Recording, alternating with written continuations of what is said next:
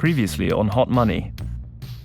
The evidence that led to the raid was incredibly weak and should have never have led to this raid to happen.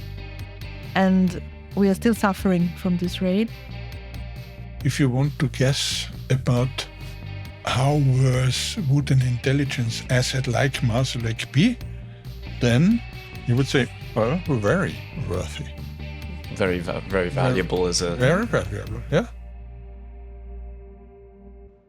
It's June 2022. Jan Marsalek is in Moscow. It's been almost 2 years since Wirecard was exposed as a fraud. And during these 2 years, he's been in near constant contact with one person in particular, via the secure messaging app, Telegram. Right now, Marsalek is asking this person if their regular courier can pick up something very important for him. Something he has a hankering for. Dessert. We're going to read out his messages for you. On a personal note, would he have time to drop by the Sacher shop to buy 2 cakes for me? Marsalek is after one of the most famous inventions of his home city, Sachertorte, chocolate cake. From the moment he fled Europe, this person he's asking about the cake has been around to help him.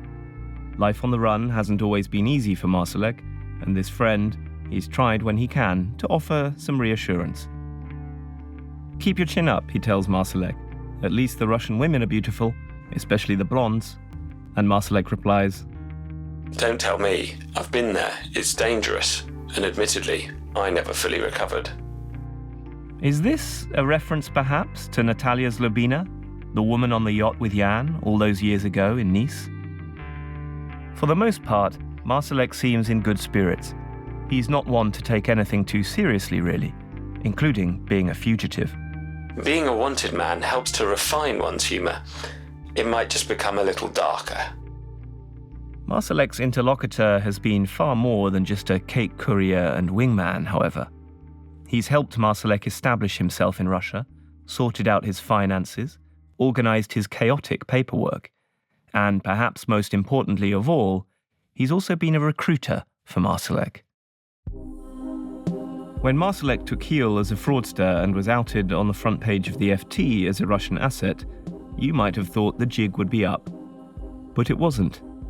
The only life that was over for Marsalek, the one he permanently said goodbye to, was his ordinary one. His life in Munich, his corporate persona. Because these telegram messages lay bare what Marsalek has continued to get up to on behalf of the Russian state since he disappeared from view. Marsalek has been running intelligence operations for Russia across Europe. Not just one kind of operation, a whole range of endeavours, aggressive, seemingly unconnected, risky. In this episode, for the first time in this series, we get to hear from Marsalek directly, in his own words. Because these messages between Marsalek, his friend, and others ended up in the hands of police, when a spy ring run by Marsalek was caught and went on trial. I'm Sam Jones. From the Financial Times and Pushkin Industries, this is Hot Money Season 3, Agent of Chaos, Episode 7. From Russia with love.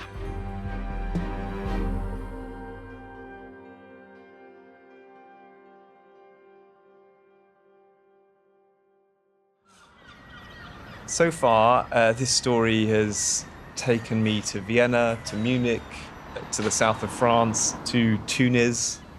But right now, here I am in Great Yarmouth. That's the sound of a tiny little train, one of those little toy trains going past that takes people from car parks to the seafront. Great Yarmouth is a seaside resort on the Norfolk coast, about 3 hours northeast of London. There's a beautiful sandy beach, a pleasure pier and a fairground. The seafront is lined with amusement arcades. A handful of grand buildings hint at former prosperity, but there hasn't been much money in the town for decades. It's the most incongruous place, given what happened here and how significant it was. But then again, in this kind of story, and in a lot of spy fiction too, half-forgotten liminal places like this are often at the heart of the matter. The terraced streets off the seafront are full of guest houses, but many of these are boarded up. My producer Peggy and I are here to see one guest house in particular, on Prince's Road, the Haydee. There it is on the right. It's the white and blue one. Oh, here. Oh, at the end. Yeah, I see that. Windows are all shuttered, curtains all drawn. Opposite the Haydee, there's a pub. So we go in, hoping to find someone who can maybe tell us more about what happened here on Prince's Road on a cold February morning in 2023. Moira Scott is the landlady. She had a ringside seat. I turned up just before 9, always get the doors open, and straight away saw over the road that there was a big tent awning thing at the front of the building. Moira knows the rhythm of Great Yarmouth well, and she's pretty unflappable. First of all, I thought someone might have been murdered. But I did think, well, there's no ambulances or anything, and there's no police cars. And then I saw these men or women all blacked out with balaclavas on. Earlier that morning, squads of police and security officials arrived at number 27, heavily armed, and bashed the door in. Body cam footage of one of the officers shows police streaming into the building in the dawn light, through dim rooms on the ground floor. At the back, they found the person they were looking for. Get in there! Stay there! Orlin Rusev, a Bulgarian man. He looks terrified. His pupils are wide. The police officer pushes him up against a wall and holds him there. And in the background, you can hear other officers stamping up the stairs. He stammers to the officer restraining him. I think it's the wrong place. The Haydee is no longer a guest house. It's Rusev's home. And it's an Aladdin's cave, or perhaps more of a hoarder's lair. It's stacked high with boxes and clutter. One of the rooms at the back seems to be Rusev's office. It's packed full of what police later describe as a vast amount of computer and technical hardware. You've got a number of USBs on the desk that I can see here. And to the right of the desk, there are a number of mobile phones. Yes. Are all of these devices yours? I have purchased some on the eBay, and I'm repairing many of those. Rusev tells them he's running an IT repair business, but that's not true.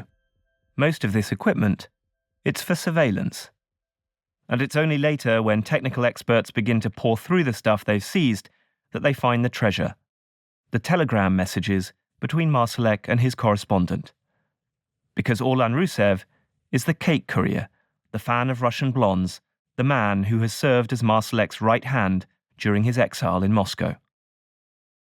There are 300,000 telegram messages in total. 80,000 alone are between Rusev and Marsalek, and the rest are between Rusev and the agents he'd recruited to do Marsalek's bidding. A year and 9 months after the raid in Great Yarmouth, the biggest public espionage trial in modern UK history begins in London. Orlin Rusev is in the dock, and alongside him are 5 others. Like him, they're all Bulgarian nationals who had been granted the right to live permanently in the UK. The Crown Prosecution Service accuses them of participating in a bewildering array of high-stakes espionage operations on British soil and across Europe. My colleague Helen Worrell had a front-row seat for it all. She spent years reporting on security for the FT. It's very rare that they get to prosecute espionage, so this is a huge deal. There's one notable absence in the courtroom, of course. I would say that Marsalek really was like a sort of ghost that haunted this trial.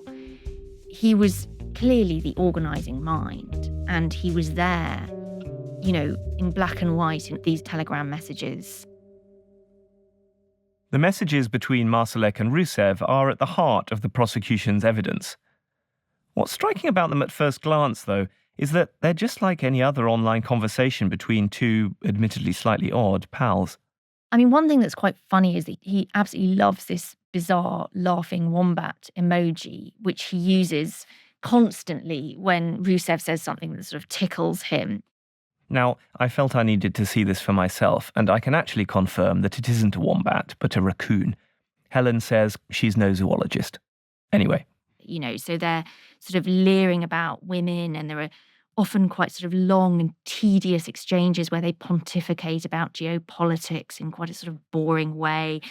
This is just the sort of message equivalent to the manosphere. As in this choice piece of bravado from Marsalek. Apologies. I was stuck between the mafia, half of Russia's ambassadors, the GRU, a dozen naked girls, and some deep state guys whose names no one knows, who forced me to drink a bottle of gin.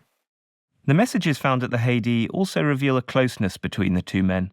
At New Year's, Marsalek effusively thanks his friend for his work, and he signs off, "From Russia, with love."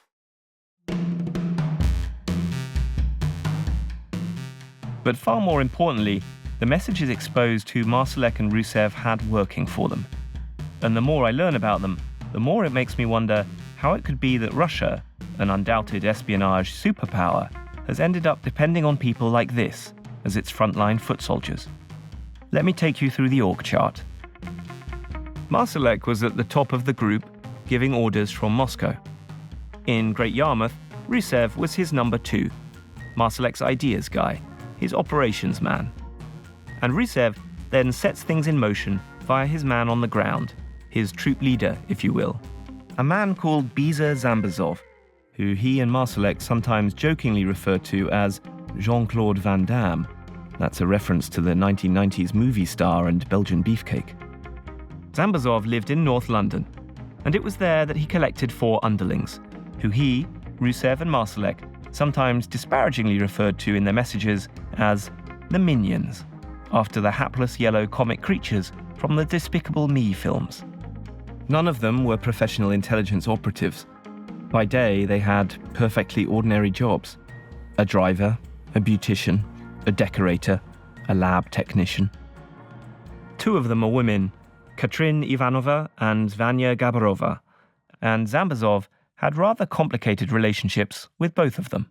He and Vanya were naked when they were arrested in bed together. So this is him and his girlfriend, while his long-term partner, Katrina, was at work at the time.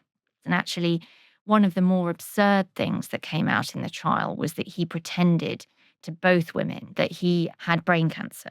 So he sort of was playing them off against each other slightly, but he was also using this entirely fake diagnosis to essentially inveigle them into doing things that they didn't particularly want to do on the basis that he was too sick and that he was going through treatment. There was some completely extraordinary evidence where he was shown speaking to one of them on a sort of WhatsApp call, and he had wound toilet paper around his head to look like a bandage, sort of as if he had just recently had brain surgery.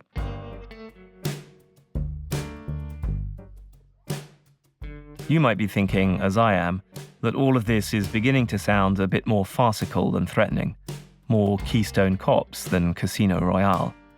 Because when I think of what a good spy ring probably needs to work, the first things that spring to mind are skill, trust, and loyalty. If you don't have those, then how can you hope to stay secret? These guys had far too little appetite for discretion. Sometimes they seemed to be a bit carried away by it all. I think at some points they were sort of surprised by the excitement of it. There's a photograph that was shown in evidence of Gabarova using her Ray-Ban spy glasses. Sunglasses that had been equipped with a miniature camera. She takes a photo of herself in a hotel mirror, a sort of selfie in these glasses. And you can see that there is an element of glamour here. But here's the thing. Despite how amateurish the Minions seem to be, the plots Marsalek and Rusev tasked them with were frighteningly ambitious.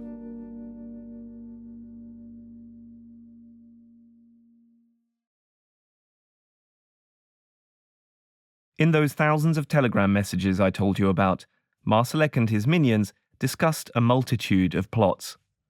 Some stayed ideas in the ether, others were put into action in the real world.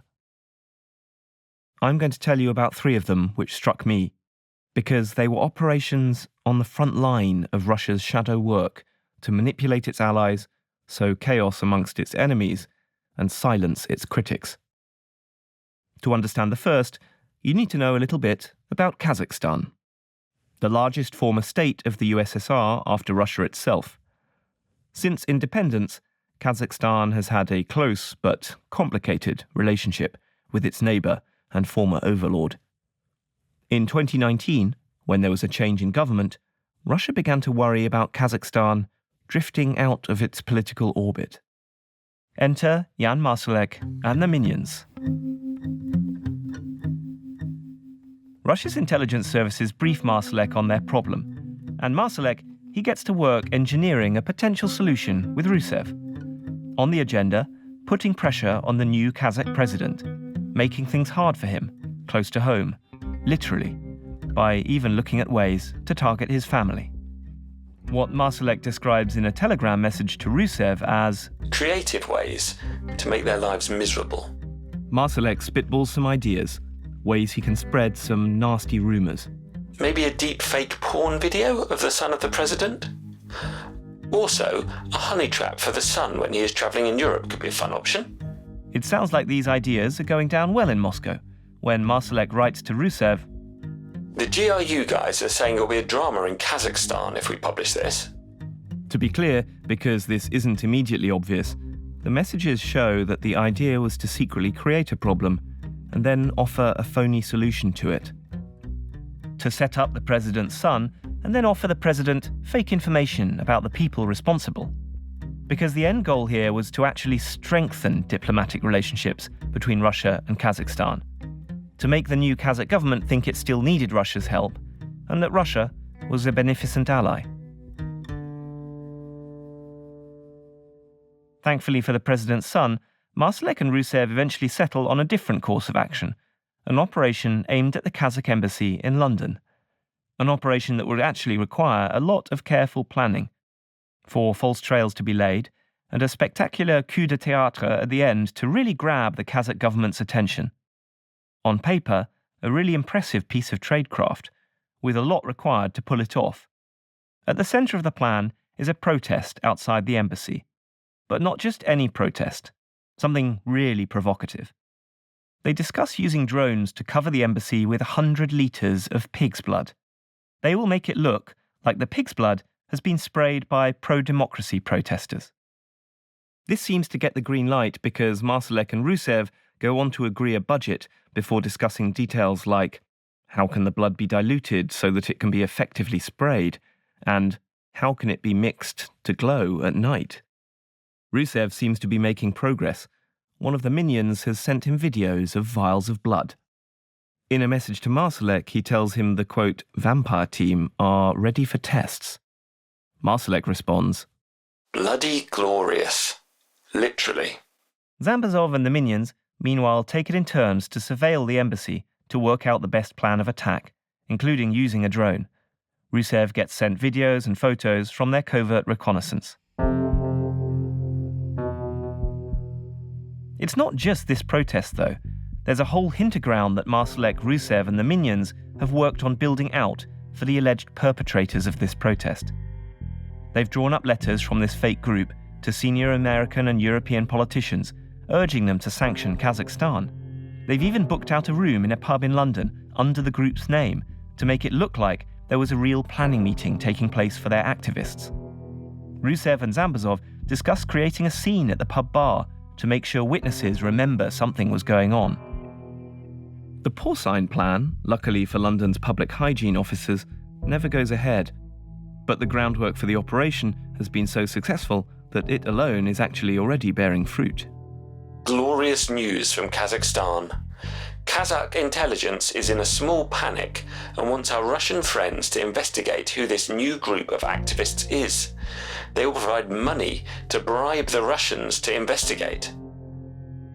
The thing is, this operation, it's super high risk, and Marsalek seems to know it when he tells Rusev, "Don't want anyone outside a small circle in the GRU to know about this Kazakh attack story." Because obviously if the Kazakh government ever found out it was Marsalek behind this, and the GRU behind him, deliberately humiliating them in public and falsely claiming to be able to help them, well, I guess they'd be rather peeved. I wonder how all this went down in the Kazakh capital, Astana, when it came out at the trial. Then again, when it comes to intelligence operations, one thing I've learned is that Russia very rarely seems to factor in the cost of public shame. In another operation, the minions were being used to daub hate symbols at various public locations around Europe, including the Jewish Museum in Vienna. They put up material that looks as if it's associated with the Azov Brigade, which is obviously this group of fighters in Ukraine who are said to have some sort of fascist or Nazi ideology, although obviously that is entirely debatable and some people would claim it's not the case at all. But so they are very much amplifying the Kremlin's arguments and their sort of propaganda. The intent was to generate news stories that would support Russia's justification for its invasion of Ukraine. The narrative that Ukraine, Austria, and Europe are turning fascist. Which brings me to an even more sensitive mission that the minions were tasked with about a year after Russia's full-scale invasion of Ukraine. One which could actually help Russia on the battlefield. At this point in the war, Russia was struggling and Ukraine was pushing back. Marsalek sent Rusev a message. He told him he was likely to have a meeting tomorrow with our friends who have asked for help in Germany with mobile tracking. Marsalek tells Rusev that his friends, aka Russian military intelligence, want to try and locate 70 Ukrainians who have arrived in Germany for training at a US airbase. Marsalek thinks the Ukrainians are there to learn how to use Patriot air defense systems, the missiles gifted to Ukraine by NATO allies to help defend Ukrainian civilians from Russian bombing raids. Marsalek asks, "Can we use the IMSI catcher in Germany? We need to spy on Ukrainians at a German military base." Now, you've probably never heard of an IMSI catcher, and for good reason, because this is military-grade technology, worth more than £100,000, and what it does is hoover up cell phone data. It collects the individual signatures and locations of devices near it. Rusev, he's got one at home. He's excited to put it to use. It's just gathering dust, he tells Marsalek in his, quote, Indiana Jones garage. Now, you can't buy an IMSI device anywhere, through reputable means. So we don't know how he got hold of this. And it wasn't just that he managed to purchase it. He also then sort of retrofitted it. Rusev tells Marsalek he can hide the IMSI catcher in his car. So he managed to sort of buy a second-hand Chrysler, and he fitted the IMSI into the boot of the Chrysler, and he wired it up with a red button on the steering wheel that pretty much said, press here to activate the IMSI. So he was sort of hacking together these different bits of hardware that he'd managed to acquire. As the planning develops, Rusev sets up a Telegram group chat to loop in the minions. He writes that he wants them to, quote, go on a tour in Germany for 1 or 2 days. Rusev wants Zambazov and a minion to do a recce, to maybe see if there's an apartment they can rent near the base, and a discreet spot close to its fence, where he can park his IMSI-mobile. The plan was to set up the IMSI catcher there for several weeks, to leave it running and to collect as much cell phone data from people on the base as possible, and then to give all this data to Russia, so that Russia would be able to locate these trained Ukrainians and kill them.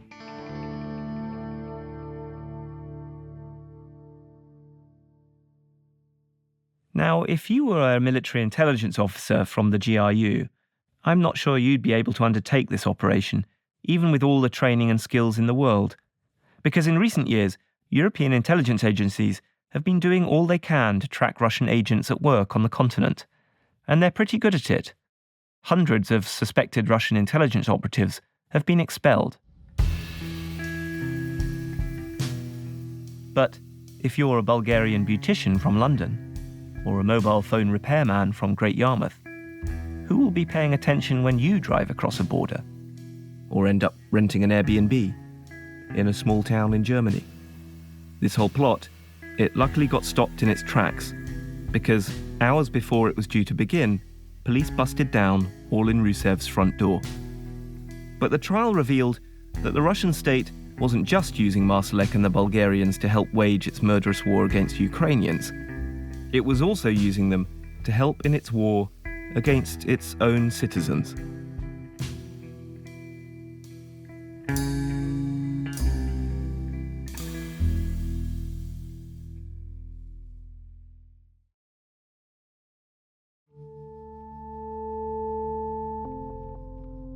Hi, Roman. Oh, let me turn on everything. Yes, it's working. Hi. Hello. Thanks very much for speaking with us. No problem. I know it must be quite difficult circumstances at the moment, but we really appreciate it. Roman Dobrokotov is an investigative reporter and the founder of The Insider, an independent media organization with a focus on Russia. He helped uncover the identity of the Russian agents behind the botched Salisbury poisonings in 2018, and he helped reveal the attempted murder in 2020 of then Russian opposition leader Alexei Navalny, using the poison Novichok. All of which has made him pretty unpopular with Russian President Vladimir Putin. Roman currently lives in an undisclosed location. He's under police protection and reveals as little information about his movements as possible, so we didn't meet in person. But once upon a time, he lived in Russia. Yeah, well, actually, I'm in Russia every night because, literally every night I have a dream that I'm there, and that usually it's one scenario that I'm doing something ordinary. It's like I'm preparing to go to play football, or I'm, speaking with my relatives or something, and suddenly at some point I realize that something is wrong. I just remember that actually I can't be now in Russia. This is impossible because they are going to arrest me, and this is surreal, as it's supposed to be in a dream. Feeling of what is happening to you cannot be real.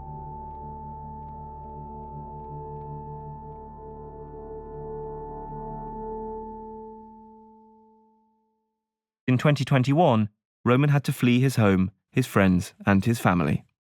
It was a choice between being killed or imprisoned. I didn't know at this time. I still don't know what was the plan. And the other option was just to have a big risk, but try to get real freedom. In the middle of the night, he crept across a sunflower field, out of Russia and into Ukraine. The second after I crossed the border, I felt, not even psychologically, but even physiologically, I felt how big was the burden that fell from my shoulders. Except that in Europe, he wouldn't be entirely safe either.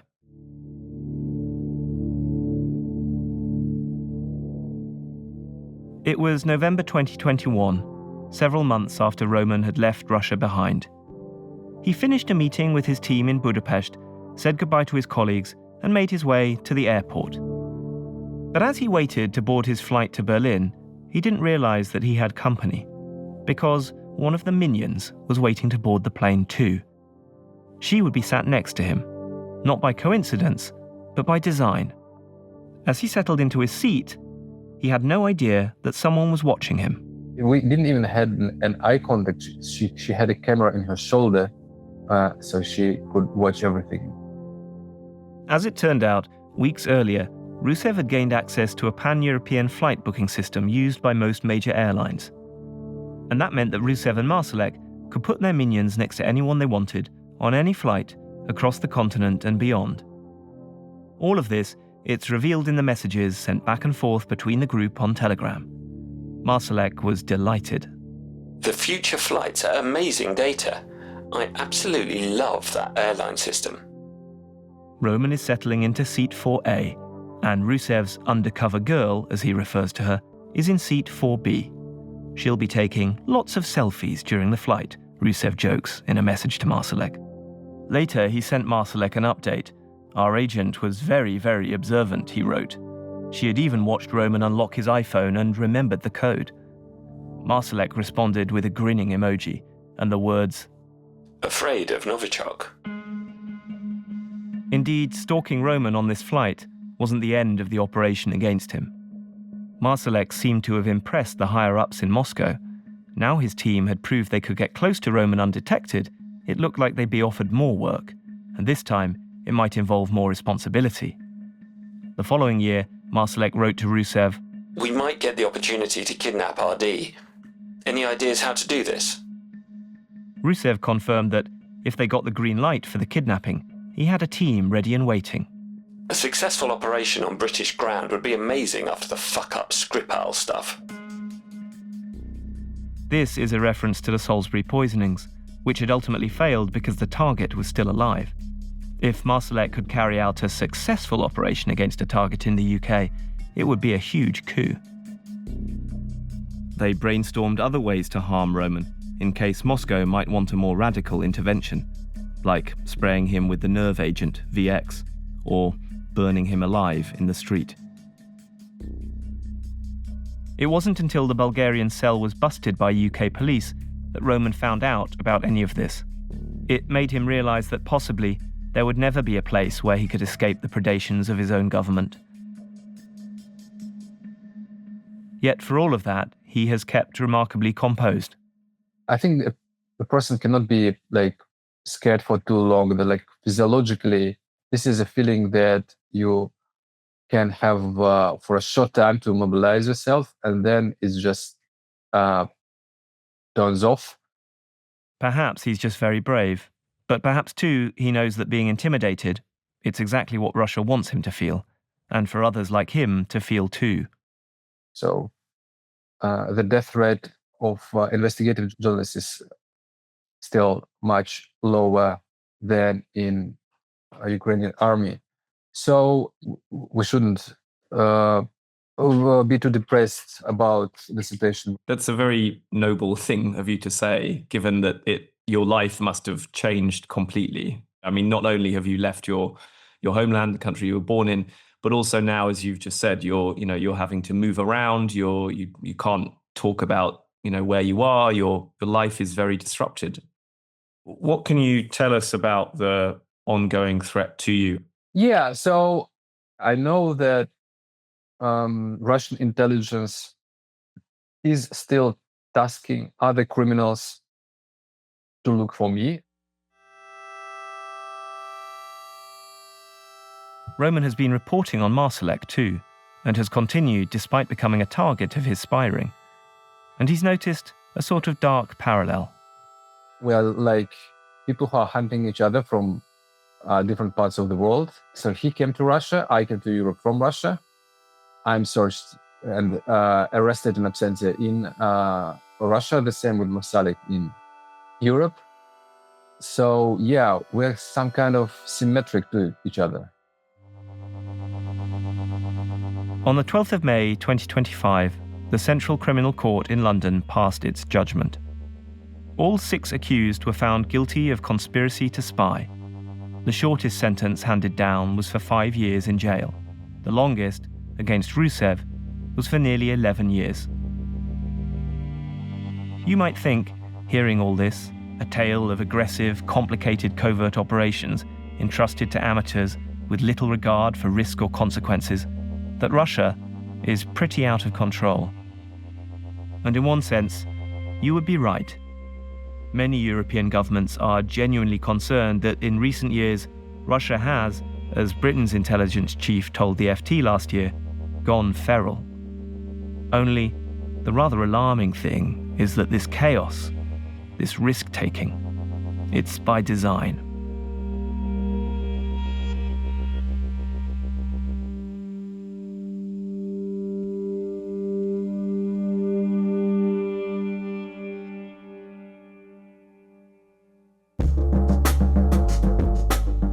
Coming up on the season finale of Hot Money. They are former intelligence officers and military people with an intelligence war mindset who have now turned the tradecraft of the KGB into the statecraft of the Russian state. Just shows that these people were motivated by money. They'd do whatever work was necessary by whoever was prepared to pay them.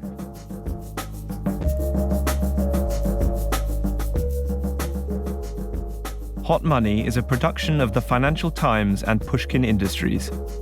It was written and reported by me, Sam Jones.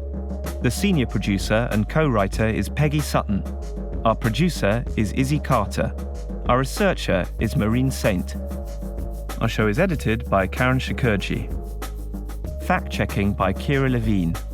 Sound design and mastering by Jake Gorski and Marcelo de Oliveira, with additional sound design by Izzy Carter. Original music from Matthias Bossi and John Evans of Stellwagen Symphonette. Our show art is by Sean Carney. Our executive producers are Cheryl Brumley, Amy Gaines-McQuaid, and Matthew Garahan. Additional editing by Paul Murphy. Special thanks to Rula Khalaf, Dan McCrum, Laura Clark, Alistair Mackey, Manuele Saragosa, Nigel Hansen, Vicky Merrick, Eric Sandler, Morgan Ratner, Jake Flanagan, Jacob Goldstein, Sarah Nix, and Greta Cohn. I'm Sam Jones.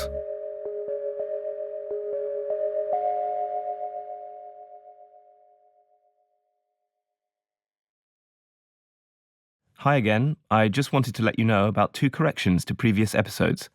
In episode 3, we reported that Marsalek told Kilian Kleinschmidt that he arrived in Palmyra in Syria in a MiG-8. That was an error. Kilian only recalls Marsalek saying that he arrived in Syria in a helicopter, and we're not exactly sure what kind. In episode 4, we said that Marsalek left home just before taking his final school exams at age 17. In fact, he was aged 18 when he left home.